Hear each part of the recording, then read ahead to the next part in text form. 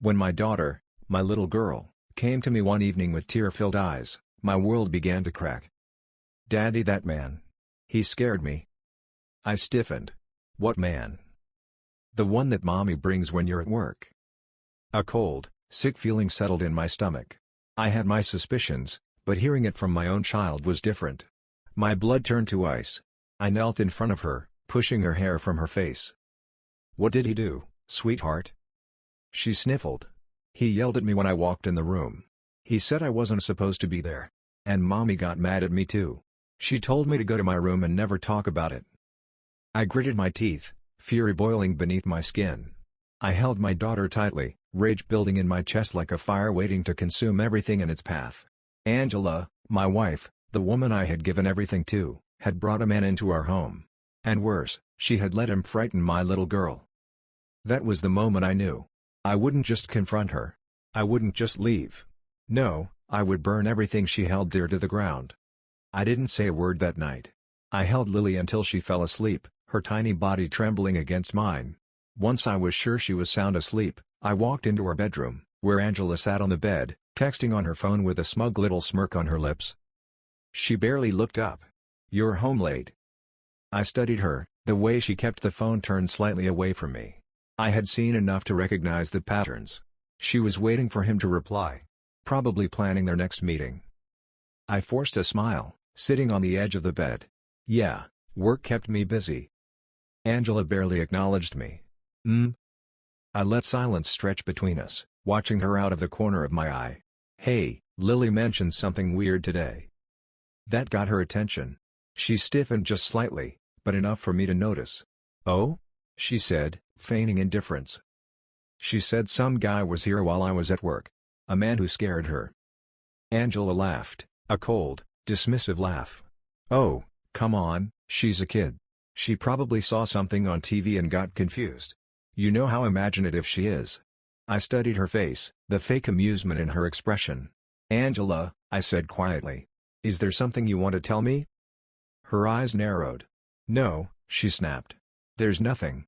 "Jesus, why are you suddenly interrogating me like I'm some criminal?" I didn't respond. I just got up, left the room, and went downstairs to pour myself a drink. She was lying. And I was going to prove it. The next few days, I played the perfect husband. I kissed her goodbye in the morning, sent her sweet messages throughout the day, even brought home her favorite wine. I wanted her comfortable. I wanted her to let her guard down. And she did. Angela thought she had won. Thought I was stupid. That Friday, I pretended to leave for work as usual. But instead of heading to the office, I parked down the street, out of sight. Hours passed, and then I saw him. A tall, smug-looking bastard. He pulled up to my house like he owned it, walked up the driveway, and knocked twice. Angela opened the door, wearing nothing but a silk robe, and dragged him inside. My fingers tightened around the steering wheel. Not yet. I forced myself to wait. It wasn't just about catching them. It was about the fall. The destruction. I entered the house quietly. Their moans echoed down the hallway, and my stomach twisted in disgust. But that wasn't what made my blood run cold. It was my daughter. She was standing at the bottom of the stairs, clutching her teddy bear, her face pale with fear. She heard everything. That was it. The final straw. I wasn't just going to expose Angela. I was going to ruin her. I stood there for a moment, gripping the doorframe as the weight of it all pressed down on me. My daughter's eyes met mine, wide, afraid, searching for answers I didn't know how to give her yet. I swallowed the rage burning in my throat and forced myself to kneel beside her. "Go to your room, sweetheart," I whispered softly, brushing her hair back from her face. "Daddy's going to take care of this." She nodded, trusting me completely, her little feet padding softly up the stairs.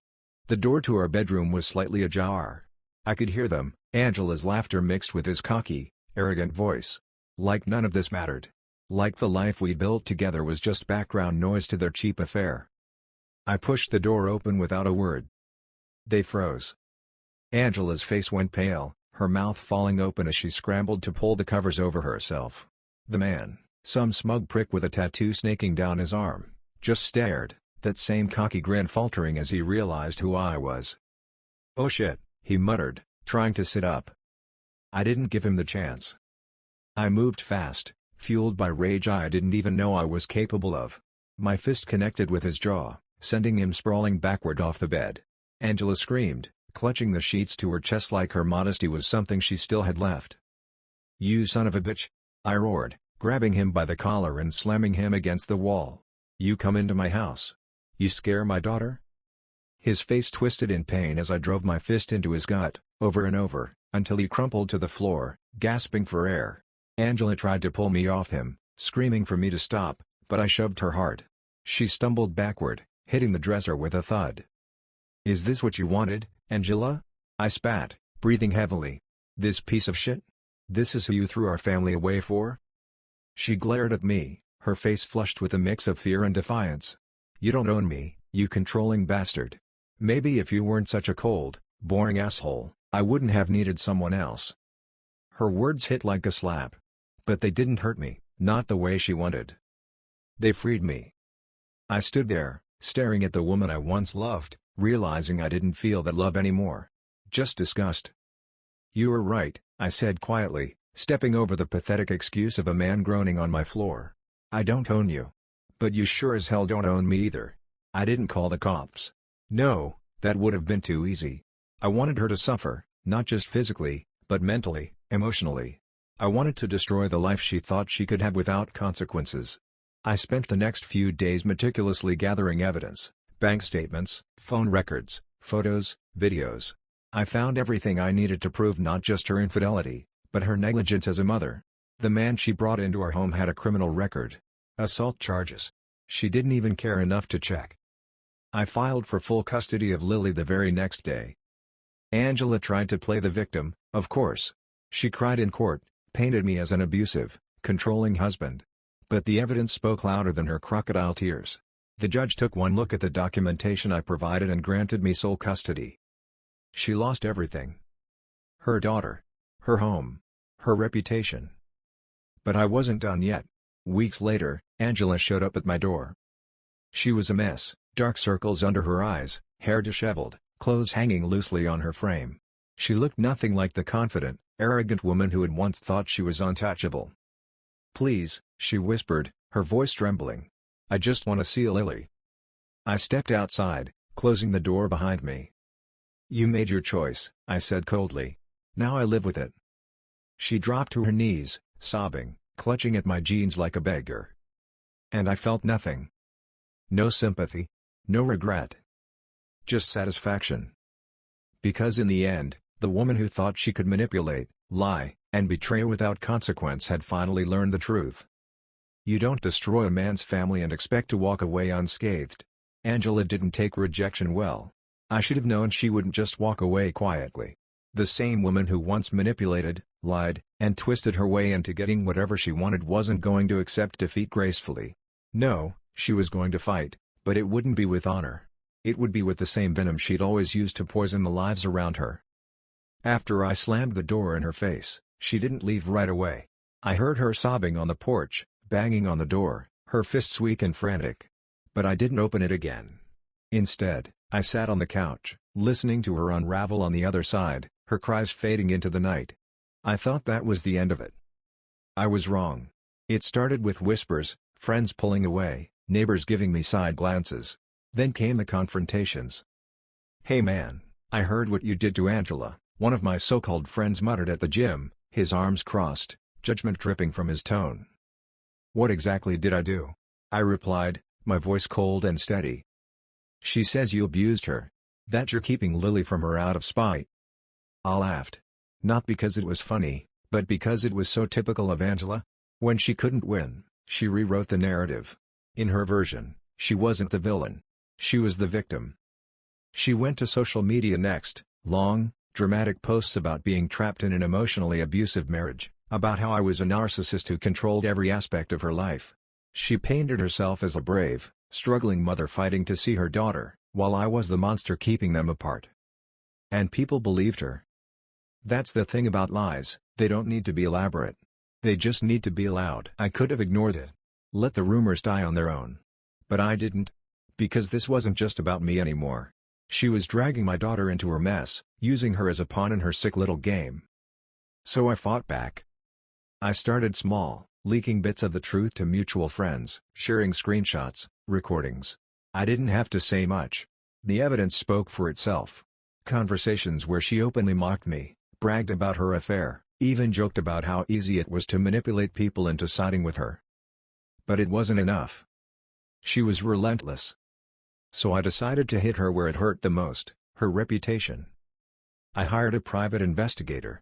Not because I needed more proof of her infidelity, but because I wanted to know everything. Her finances, her relationships, her secrets. And what I found was even darker than I expected.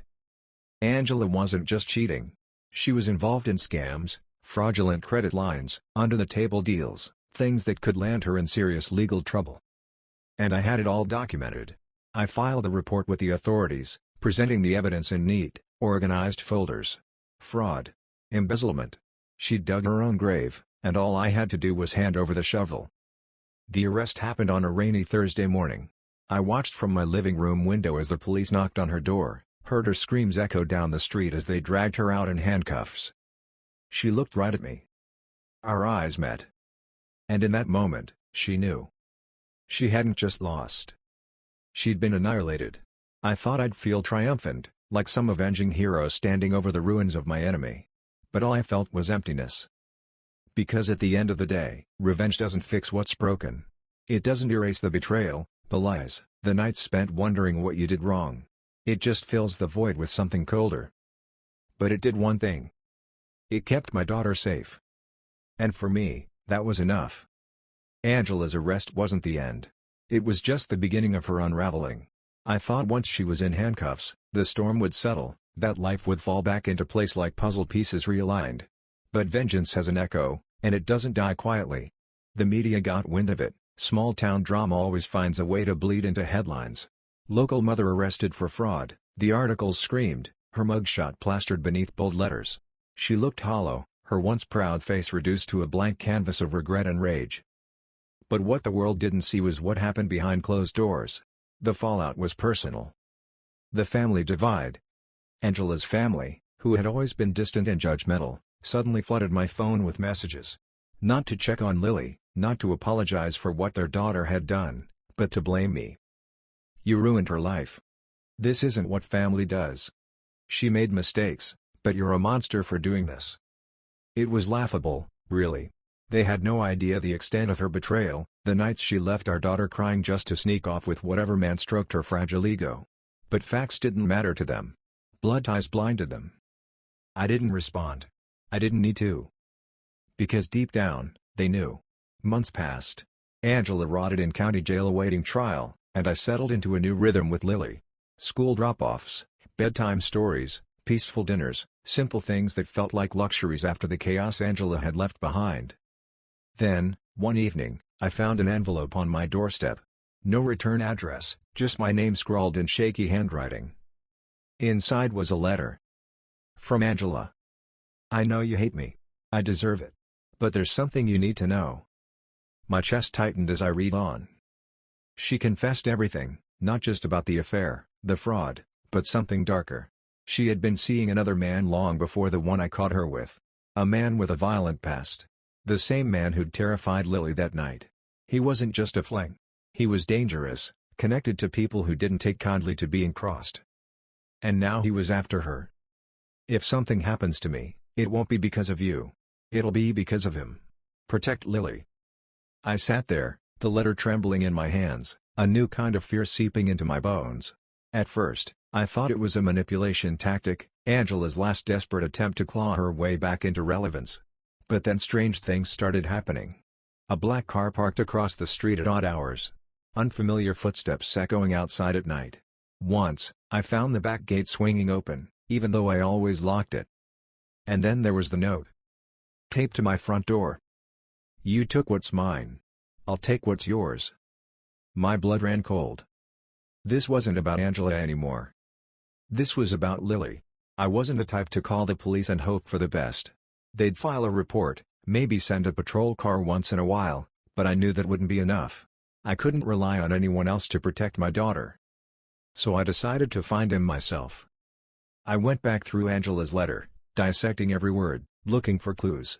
I tracked down her old friends, the ones she'd hidden from me, the ones who'd been part of her secret life. Most of them were useless, but one name kept popping up. Darren. A name that made even the shadiest of her friends go quiet. Through some digging, a few favors called in, I found him. A rundown apartment on the edge of town, the kind of place where the cops didn't bother unless there was a body involved. I didn't go there to talk. I went there to end it.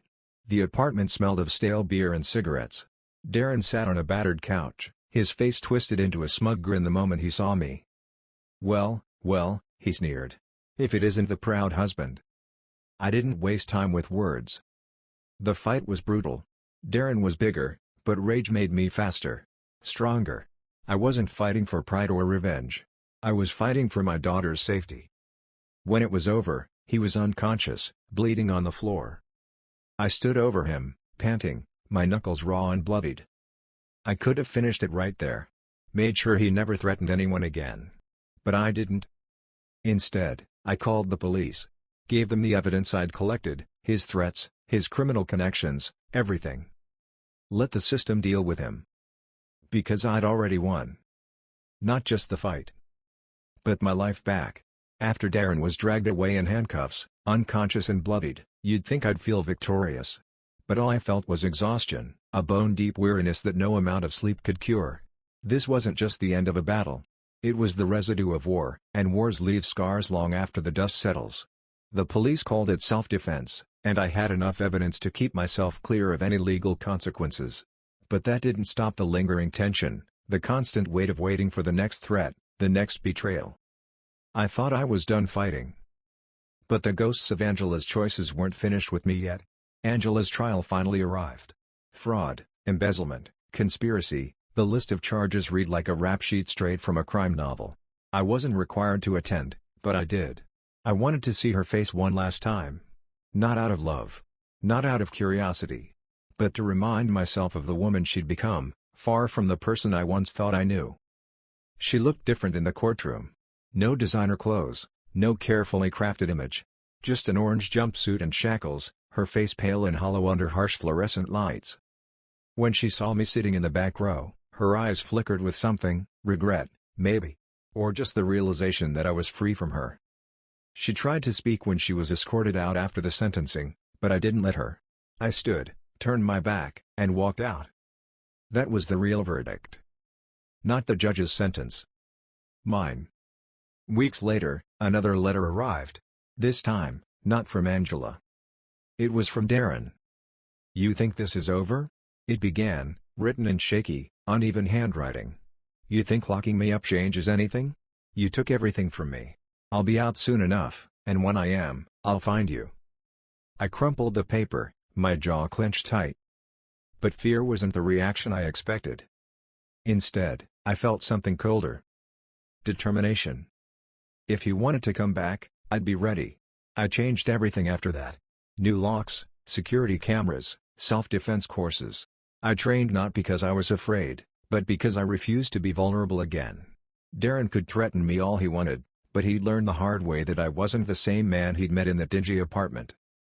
I also sat down with Lily, explaining things as gently as I could without exposing her to the full darkness of it all. "Daddy will always keep you safe," I told her, holding her small hand in mine. She believed me. And that belief became my armor. One evening, there was a knock at the door. I wasn't expecting anyone. I checked the security camera feed first, my heart steady but alert. It wasn't Darren. It was Angela's mother. I hesitated for a moment, then opened the door just enough to look her in the eye. She was older than I remembered, her face lined with stress and something else, maybe guilt. "I need to talk to you," she said softly. I almost slammed the door. But something in her voice made me pause. We sat in silence for a while, the air between us thick with things unsaid. Finally, she spoke. "There's something you don't know about Angela," she whispered, her eyes glassy. I didn't care. Not really. But I listened. Because sometimes the truth doesn't change anything. But it explains everything. She told me about Angela's past, before me, before the facade she built. A history of manipulation, abuse, and darkness that stretched back further than I ever imagined. She wasn't just broken. She'd been shattered long before I met her, hiding the cracks behind charm and lies. I wanted to feel pity. But I didn't. Just when I thought it was over, the biggest twist of all landed on my doorstep. A DNA test. Not mine. Lily's. Angela's mother handed it to me with trembling fingers. "I thought you should know," she whispered. I stared at the envelope for what felt like hours before opening it. And when I saw the results, my world shifted again.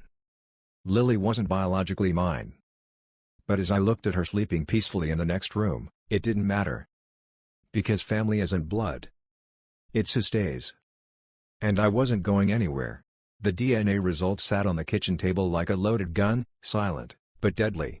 I read them over and over, hoping the words would change, that reality would somehow bend to my will. But the truth didn't care about my wishes. Not the biological father. That phrase burned itself into my brain, a scar etched into my identity. For 8 years, I had been Lily's father. From her first steps to her first words, I was the one who held her hand, cleaned her scraped knees, and kissed her goodnight. None of that changed because of a piece of paper. But the betrayal felt fresh all over again. Angela had stolen more from me than a marriage, she'd stolen the very foundation of my identity as a father. And yet, when I heard Lily's soft footsteps coming down the hall, dragging her teddy bear behind her, none of that mattered. She was still my daughter. I tucked the papers away in a drawer, locking them inside like I could trap the emotions with them. But they lingered, whispering doubts into the corners of my mind. Should I tell her? Was it fair to let her grow up not knowing the truth? I didn't have an answer. So I did what I'd always done, I protected her. I'd figure out the rest later. A few days later, I received another letter. This one was from Angela herself, written in her familiar, sharp handwriting. "I know you found out. I bet it broke you, didn't it? Funny how you thought you had control, but I was always 10 steps ahead." Typical Angela, twisting the knife even from behind prison walls. She ended the letter with a threat, "Of course. You may have one for now, but you'll never erase me. I'll always be in her life. She's mine." I crumpled the letter, but the words lingered like poison. Angela thought she still had power over me. She was wrong. I couldn't ignore it. I needed to know who Lily's biological father was, not for Angela, not even for myself, but for Lily. If there was a chance he was dangerous, like Darren, I had to be prepared. I dug through old photos, emails, messages, piecing together timelines, names, faces. Eventually, I found him. Mark. A name I barely remembered. An old friend of Angela's who'd come around a few times early in our marriage. I'd thought nothing of it then. Just another acquaintance. But now, everything clicked. I tracked him down, a modest apartment in a neighboring city. When he opened the door, he recognized me instantly. There was no denial, no feigned ignorance. Just guilt. We sat across from each other, the tension thick enough to choke on. "I know," I said simply, sliding a copy of the DNA results across the table. Mark's face paled. He rubbed his hands over his face, exhaling sharply. "She never told me," he whispered. "I swear. I didn't know." I wanted to hit him. To break his face the way my world had been broken. But I didn't. Because despite everything, this wasn't about revenge. It was about Lily. "She's my daughter," I said coldly. "Not yours. Not Angela's. Mine." Mark nodded, his eyes filled with regret. "I don't want anything from you. Or her. I'll stay out of it." And I believed him. But I still left with his information, just in case. Weeks passed, and life started to feel normal again, or as normal as it could after everything. Then, out of nowhere, I got a call. Angela was dead. A prison fight. Stabbed by another inmate. I expected to feel relief. But all I felt was emptiness. Not for her. For the finality of it all.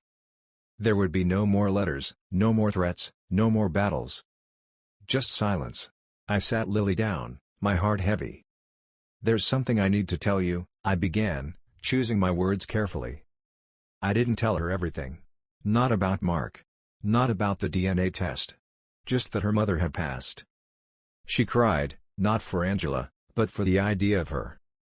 And I held her, just like I always had. Because in the end, None of the lies mattered. She was my daughter. She always would be. Angela's death closed one chapter, but it didn't end the story. Grief is strange like that. It doesn't care if someone deserved to die, or if they were the villain in your life. It seeps into the cracks, finding spaces you didn't know existed. Not for her, though. I didn't grieve Angela. I grieve the version of her I thought I married, the illusion I held onto for far too long. I grieve the time wasted, the energy spent, the scars left behind. And most of all, I grieved for Lily. Not because she'd lost her mother, but because she never truly had one. Angela's family arranged a small funeral. They didn't invite me, but I went anyway, not for her, but for Lily. She deserved the chance to say goodbye, even if she didn't fully understand what she was saying goodbye to. We stood at the back of the service, unnoticed at first. Angela's family threw me cold, hard stares when they saw me. Her mother approached afterward, her face tight with judgment. "You don't belong here," she hissed. I didn't argue. I just looked her straight in the eye and said, "Neither did she." That shut her up. Lily clung to my hand, her small fingers wrapped tightly around mine as we stood by the grave. She didn't cry. She just stared at the casket as if trying to figure out what it all meant.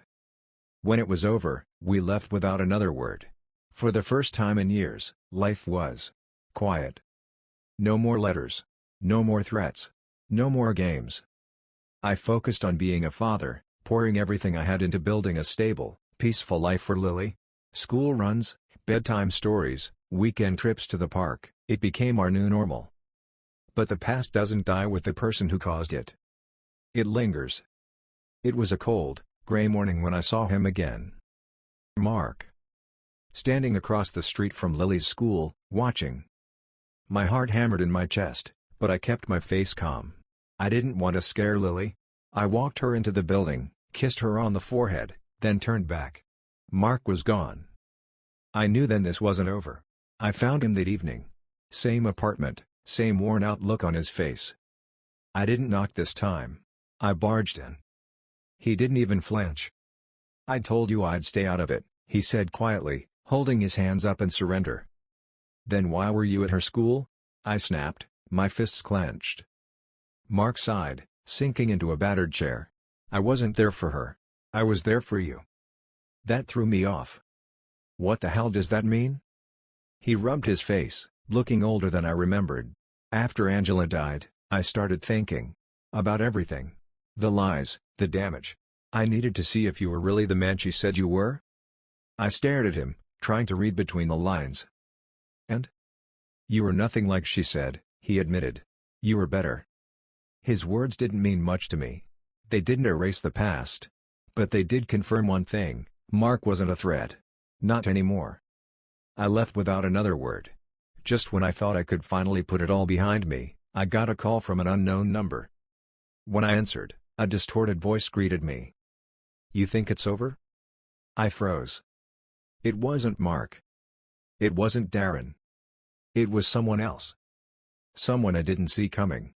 The next few days were a blur of paranoia and tension. Calls at odd hours. Notes left on my car. A growing sense of dread I couldn't shake.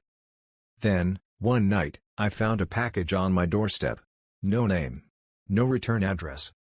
Inside was a photo. Angela. With a man I'd never seen before.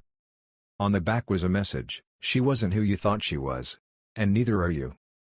My blood ran cold. Because in the corner of the photo, blurry but unmistakable, was Lily. She was just a baby in the picture. And the man holding her wasn't me. Or Mark. I stared at the photo long after the sun had dipped below the horizon, the shadows in my living room growing darker, stretching like fingers trying to choke the air out of me. The man in the picture wasn't just some stranger. There was something about him, his sharp jawline, the way he held Lily with casual familiarity, like he'd done it before. Like she belonged to him. But I'd never seen him in my life. Or so I thought. I couldn't sleep that night. The photo burned into my mind like an ember I couldn't put out. I dug through old boxes, searching for anything: old family albums, receipts, scraps of memories I'd long since buried. And then I found it. An old party photo from years ago, back when Angela and I were still in the honeymoon phase. Blurry faces in the background, cheap drinks on the table, and there he was, standing just over Angela's shoulder. I hadn't noticed him back then. Just another face in the crowd. But now? Now, he was the missing piece. I did what I had to do. Hired another private investigator, the same guy who'd helped me dig up Angela's dirt. I handed him the photo, my voice low and tight. Find him. It didn't take long. The man's name was Ethan Cole. A drifter with a string of petty crimes, nothing major, DUIs, bar fights, a few fraud allegations, but enough to paint a picture of someone who thrived in the shadows. But here's the kicker, he'd been in contact with Angela just months before she died. Why? What did they have in common? And why the hell was he sending me photos of my daughter? I didn't wait for the cops. I'd learned long ago they were useless when it mattered most. I found him at a rundown bar on the outskirts of town. He was exactly the type I expected, grimy, unshaven, the kind of guy who looked like he thrived on bad decisions and broken promises. I approached quietly, sliding into the seat across from him without asking. His eyes met mine, sharp and calculating. "Took you long enough," he muttered, a smirk playing on his lips. I didn't waste time. "Why are you following my daughter?" His grin widened. "Our daughter, you mean?" My fist connected with his jaw before I even realized I'd moved. He hit the floor hard, blood dripping from the corner of his mouth as he laughed, a dark, hollow sound that made my skin crawl. "You really didn't know, did you?" He coughed, wiping the blood away. "Angela was a lot of things, but she wasn't faithful. She got bored easily." I dragged him outside, slamming him against the wall, my hand tightening around his collar. "Stay the hell away from us," I growled. But he just laughed again. "You think you can protect her from me? I've got rights." Those words hit me like a punch to the gut. Rights. He wasn't just some mistake from Angela's past. He was Lily's biological father. And he wanted her. Ethan wasn't bluffing.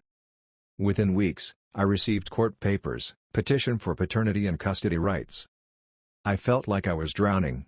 After everything, Angela's betrayal, Darren's threats, Mark's guilt, now I had to face this. A man who'd never cared about Lily until it was convenient. But the law doesn't care about love. It cares about biology.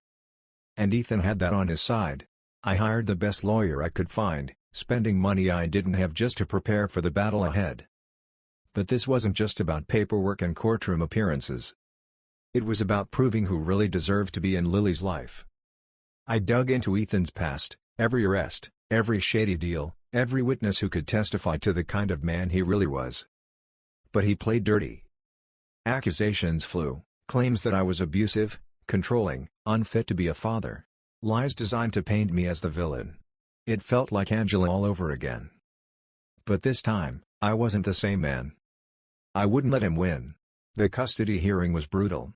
Ethan sat across from me, smug and confident, his lawyer spewing lies like they were facts. But when it was my turn, I didn't hold back.